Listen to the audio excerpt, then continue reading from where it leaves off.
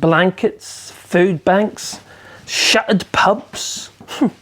And don't mention the hundreds of microbreweries lost to Brexit. Well, Brexit has delivered a broken Britain. And Brexit voting at Penrith is no exception. These Brexit voting fools, probably stuck in the dark ages, speaking Penrithian. Well, I suppose they do believe in giants. Yes, these Brexiters, they promised to take back control. But the decision has instead delivered a real terms recession, gloom, dreams have been shattered. And, well, farmers, who many voted Brexit, are actually giving up on life. Brexit did this. It's destroying people. Anyway, you happy to beat the whole like button. Well, a regular Penrith sight is to see a man wearing his work clothes, whitewashing front windows of yet another shop closing down on the high street. Now, they were struggling before Brexit with high business rates, etc., forcing higher prices, and of course, shoppers shopped online instead. They ended up just being window shoppers. You see, money is tight. Now, all this while lines of people who cannot afford to feed their children form an orderly coup at the local food bank. Very uplifting, Jacob Rees-Mogg said. The bars, they're shutting their doors early, and some days, well, they don't even open at all. They've got no customers. Well, Penrith, a Conservative Party voting town in the far north of England, not far from Ullswater, in Cumbria. Well, most of the shops now have closed their doors. And, many of them don't even bother opening at all. Well, a popular pub, the third in recent months, and a local greengrocer have, announced that they are closing after 2 decades in the high street, serving local communities. One after the other, they're failing. Well, even a local store that sells cut-price clothing from insolvent chain stores. Well, they're even shutting as well because their, sales have slumped by 50%. Oh, the irony. Oh, high inflation, an energy crisis, cost of living crisis, transport and health sector strikes, food shortages, rising poverty and inequality. Chief among the culprits.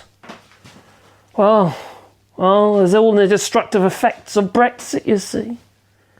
And its sycophants. Well, we are the world's worst performing big economy this year, according to the International Monetary Fund. The only major economy, to hit, the fringes of recession in 2023. Lagging behind, rather war-busy and sanction-hit Russia. Now, many people are asking, exactly, what have we gotten control of? Brexit has just added red tape. It's increased costs, both for UK businesses and foreign companies that once used Britain as a European base. Not anymore, no. It's stifled imports and exports as it's just sapped investment. And those who have invested in the UK, they've used asset holding companies. They're now selling their assets and shipping the money abroad to invest in another country. And they don't have to pay any capital gains tax. Thank you, Boris. Well, it has contributed to both labour shortages and problematic inflation, Brexit that is. And the UK's Office for Budget Responsibility, with an expected long-term GDP drop around 4%. because of Brexit. But Adam Posson, well, he said it should, well, be nearer 6%. I have to admit, he's been right about everything else. Well, if we go on the previous, it's going to cost the country at least £100 billion in lost output and £40 billion in lost public revenues every single year. But like Adam Posson said, it's worse than what they predicted. Now, London has been one of the world's biggest financial centres for at least a couple of centuries. And it was the largest and more financial hub in Europe. Then we got Brexit, which has prompted finance professionals to relocate to Paris. An exodus from the city of more than 7,000 professionals so far. And the amount of flipping money that has left the country. Whew.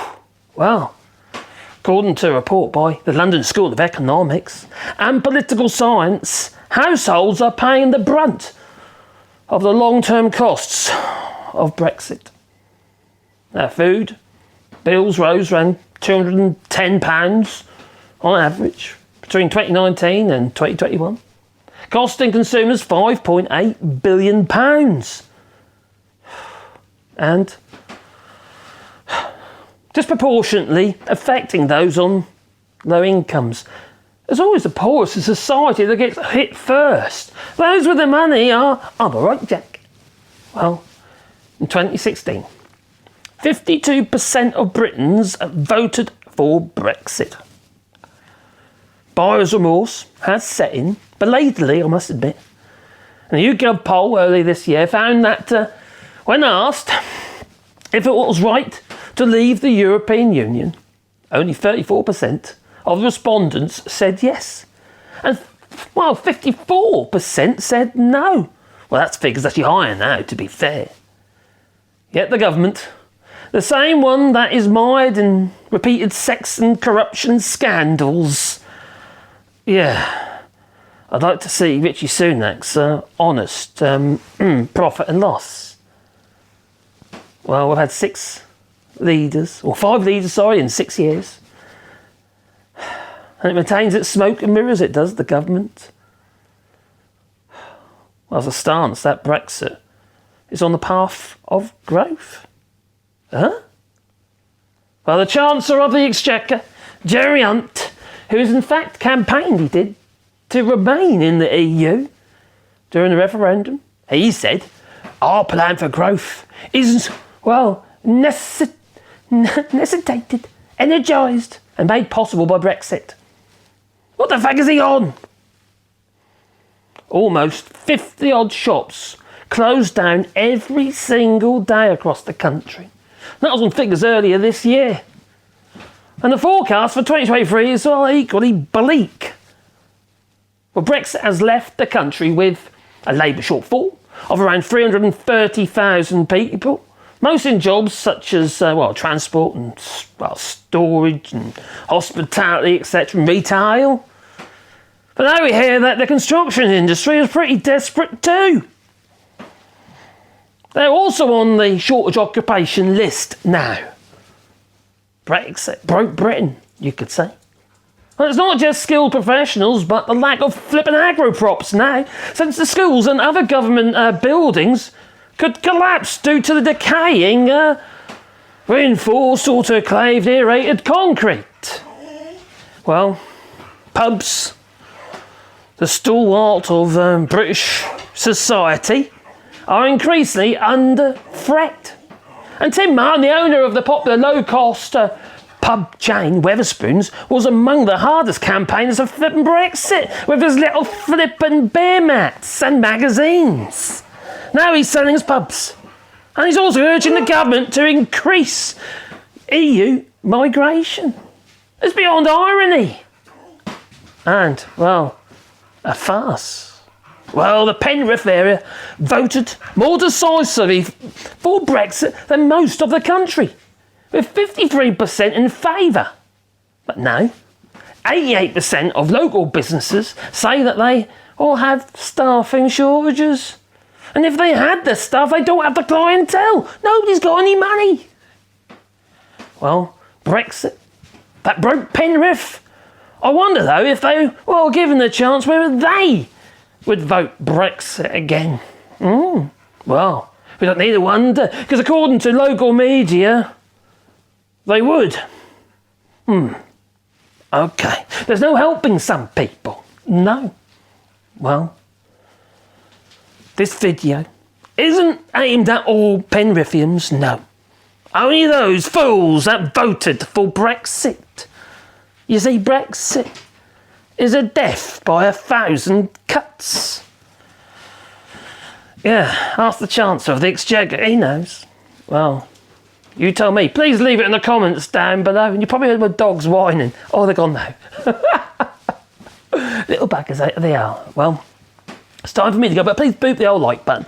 And if you want to support the channel, do it on Patreon or buy us a coffee. And the links are down below. Oh dear. Crikey. What a mess. Yeah. Ta-ta.